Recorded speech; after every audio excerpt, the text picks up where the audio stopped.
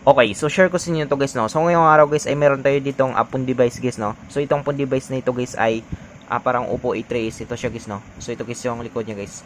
So yung issue nito guys ay nahulog siya guys sa swimming pool guys, no. So possible guys na nabasa ito guys sa loob niya guys.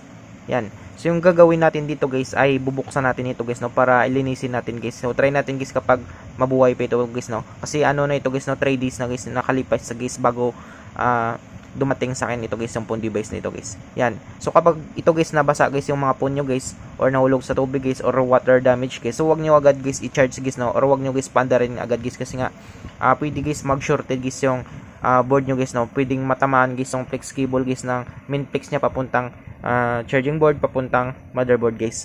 So yun yung matatamaan guys ng mga FPC or yung flexible printed circuit dito guys sa ating phone device guys. Yan. So yung gagawin natin dito guys ay bubuksan natin ito guys, no. So lilinisin natin, try natin guys ilinisin to.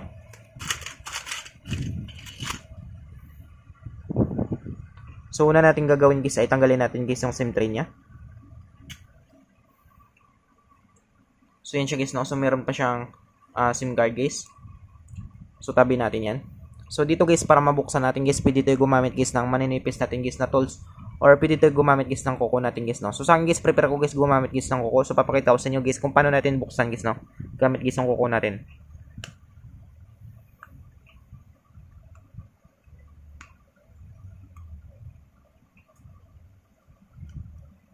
So ayan siya guys, no. So ito agad guys yung bungad sa atin guys. So nagkaroon siya guys ng lumot-lumot guys, no.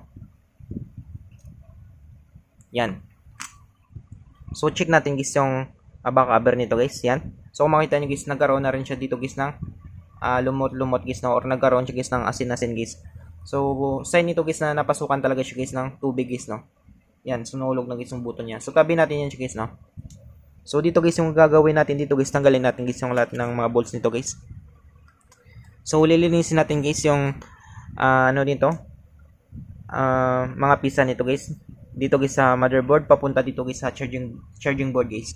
So tanggalin natin guys yung mga lahat guys ng mga bolts guys, no. Kailangan natin guys malinis guys. So pagkatapos natin guys ng linis ito guys, so pwede natin i-test guys, no, kapag mabuhay pa siya guys.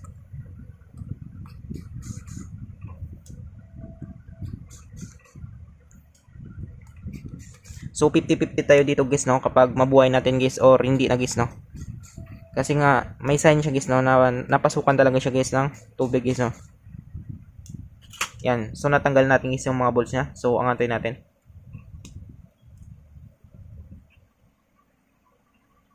Yan. So kung makita nyo guys, no, meron pa siyang tubig guys sa loob. Kung makita nyo guys, no. So zoom natin. Kung makita nyo guys, tubig ito siya guys, no. Yan, tubig yan siya guys. Tsaka ito.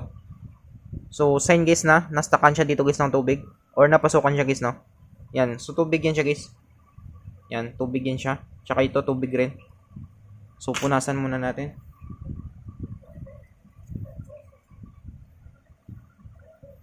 So ibig sabihin guys ay napasukan guys yung aboard nito guys ng tubig guys, no. So 50-50 tayo dito guys kapag mabuhay natin ito guys. So nabuksan na rin kasi ito guys, no. Wala na guys, wala na siyang silyado guys. So possible guys na na-repair na ito guys. So 50-50 tayo dito guys kapag mabuhay pa natin ito guys. So una natin ditong gagawin guys ay tanggalin natin guys yung ano niya. Tanggalin natin guys yung FPC guys ng battery niya or yung flexible printed circuit niya dito guys sa terminal. Yan. Sunod natin guys, check rin natin guys sa battery niya. Baka meron tubig dito guys sa likod ng battery niya or dito guys sa loob ng battery. Yan.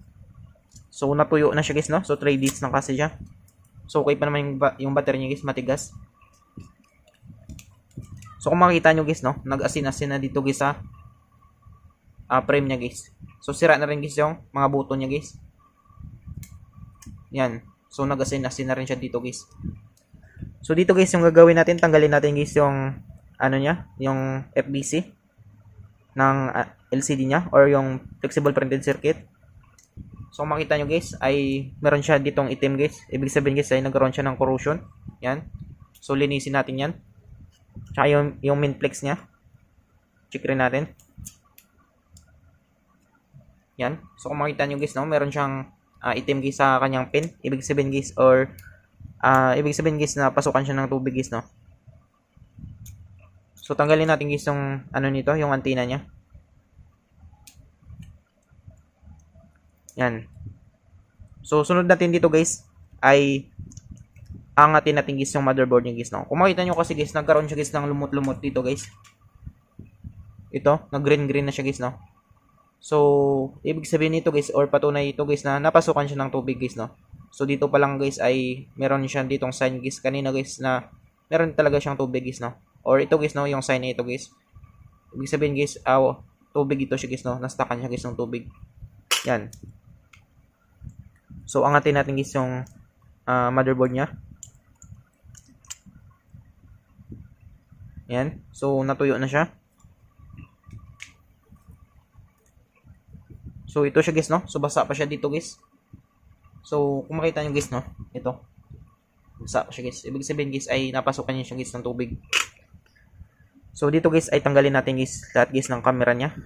Kailangan natin linisin ito guys lahat.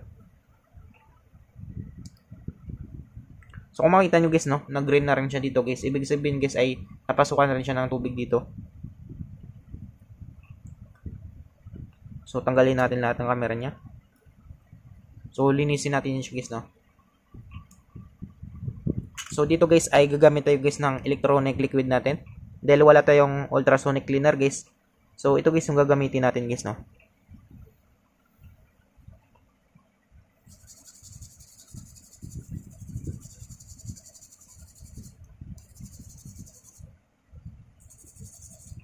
So, kung makita nyo guys na buksan na rin yan dito guys, yung caps na dito guys, ibig sabihin guys ay na-repair na talaga ito guys, no? So, malalaman natin ito guys, no, kapag mabuhay. So, linisin natin yung mga ground niya guys. Baka mabuhay pa natin.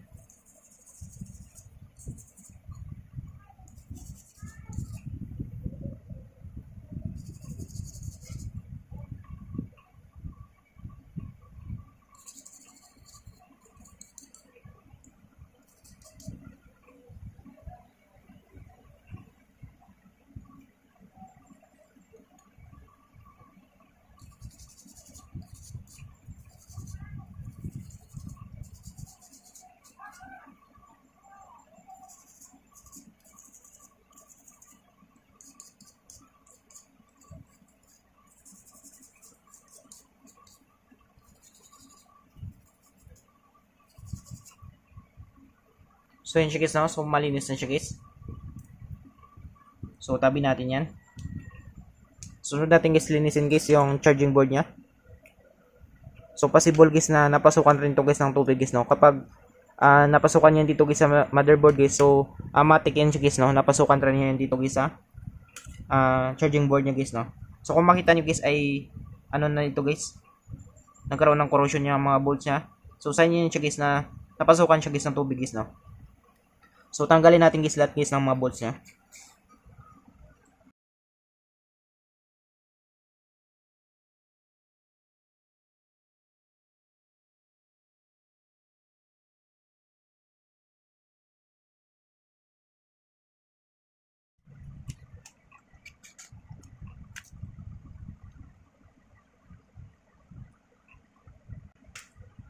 So, yun siya guys, no? So, kung makita nyo guys ay nabasa din talaga siya guys, no? So, nagkaroon na siya dito guys ng green-green. Yan. So, tanggalin natin guys yung flex cable nito. Tsaka yung antenna nito guys, tanggalin natin.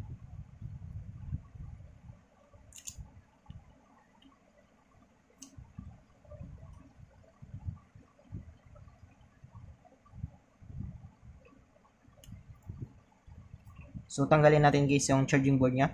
So, kung makita nyo guys ay sign siya guys, no? Na nabasa talaga siya guys. So, matindi guys, no? Nagkaroon siya guys ng lumot-lumot dito. Yan. So, linisin natin to guys. So, ayan siya guys, no? Nag-green-green na guys yung charging board niya guys. So, nagkaroon talaga siya guys ng corrosion guys, no? So, tanggalin natin guys yung guma.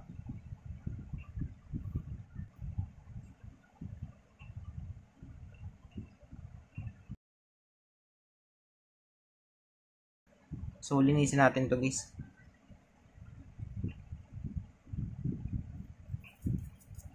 So kalawang na guys yung charging board niya guys, no.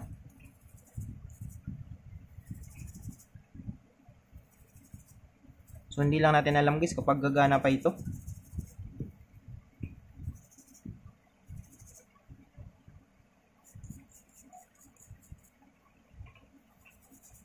Tsaka ito guys yung terminal niya, linisin natin.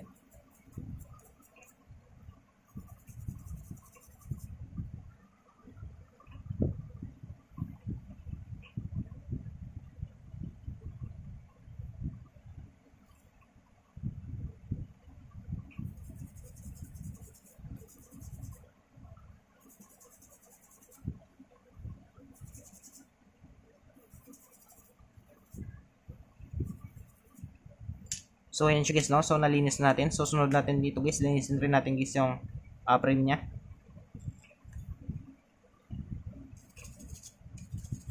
Linisin natin guys yung mga ground niya dito. Yan, so malinis na siya guys. So linisin rin natin guys yung mga flex cable niya guys.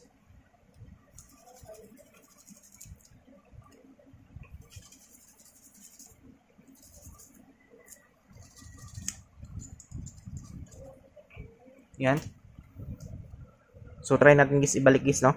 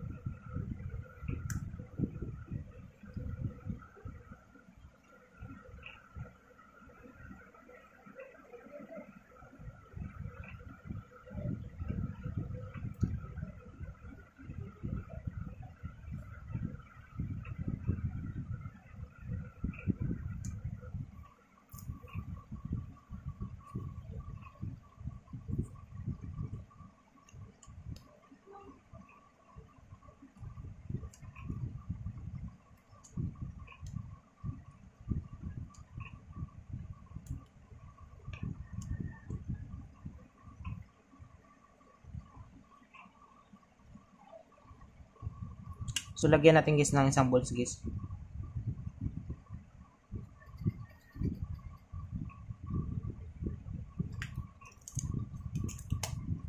Tapos check natin guys yung ano niya guys, no. Check pala natin guys yung board niya guys, no, or yung motherboard niya guys.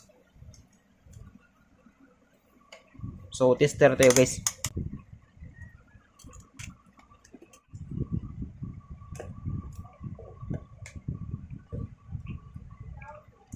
So tester tayo dito guys. Dito tayo guys sa ano, times 1, 150 mA with continuity. Yan. So times 1, 150 mA with continuity guys. So dito tayo guys babasa guys sa positive, negative sa negative guys. So check natin guys yung ating analog tester kapag papalo. Ibig sabihin guys kapag papalo, ibig sabihin guys ay goods guys, no. Yan. So pumapalo guys yung analog tester natin guys. So ngayon guys ay dito tayo sa positive, negative sa negative. So dapat guys papalo yan siya guys, no. So kapag hindi siya papalo guys, dito natin malalaman guys, no. Yan. So okay siya guys, no. So ngayon guys, dito pa malalaman pa rin na natin dito guys kapag meron siyang shorted guys, kapag binaligtad natin dito guys, no. Kapag good board pa ito guys. Dito tayo guys sa positive sa negative, negative sa positive guys. So baliktarin natin. Yan. So dapat guys hindi siya papalo guys, no. Kapag papalo siya guys, ibig sabihin guys ay meron siyang shorted guys, no. Yan. So nagpalo siya guys pero once lang guys, no. Ibig sabihin guys ay good pa guys yung board nito guys. Yan. So try natin guys pa-detect guys sa bus natin guys, no.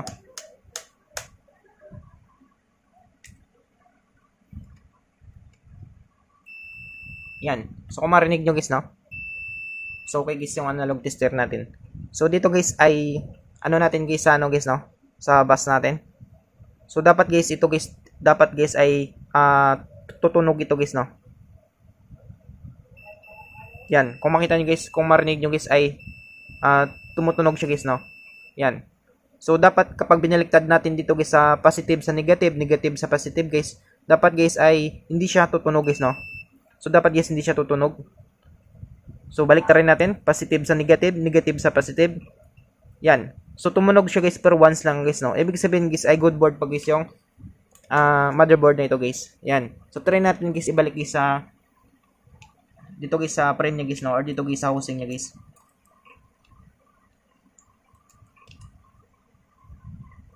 So, check natin guys kapag di-display pa ito.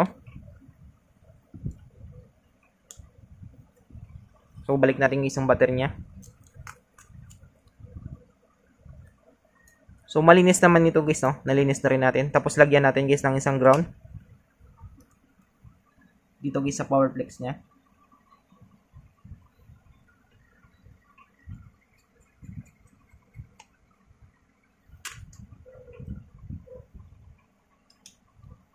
So, sira na kasi guys yung ano niya. So, try natin guys panda rin guys, no?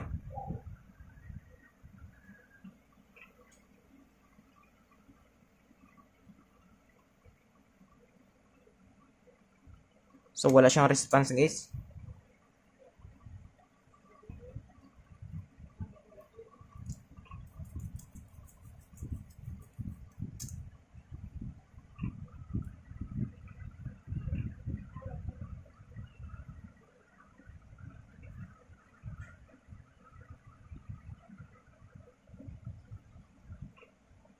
So, wala siyang response guys.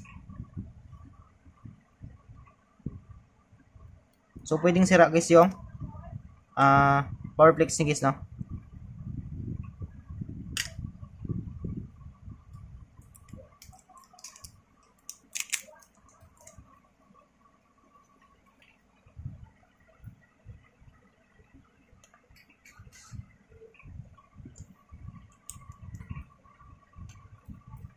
So, inita natin guys.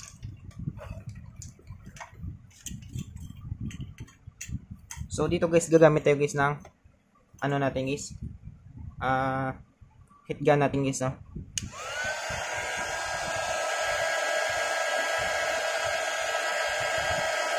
So, painitin lang natin yan guys.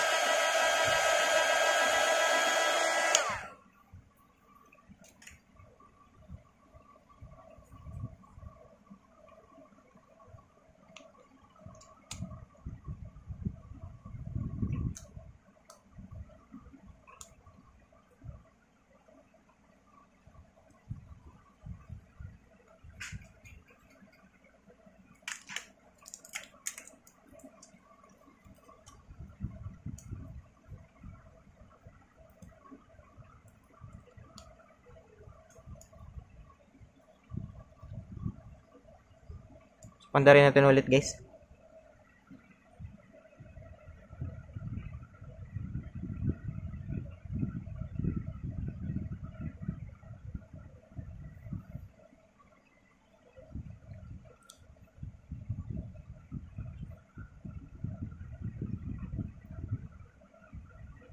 So, wala siyang response guys, no?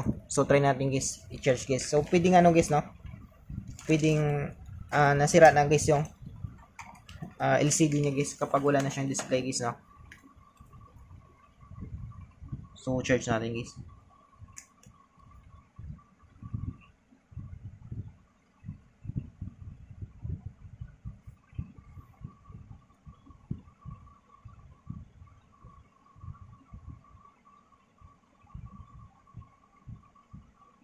Yan. So, kung makita nyo guys, no?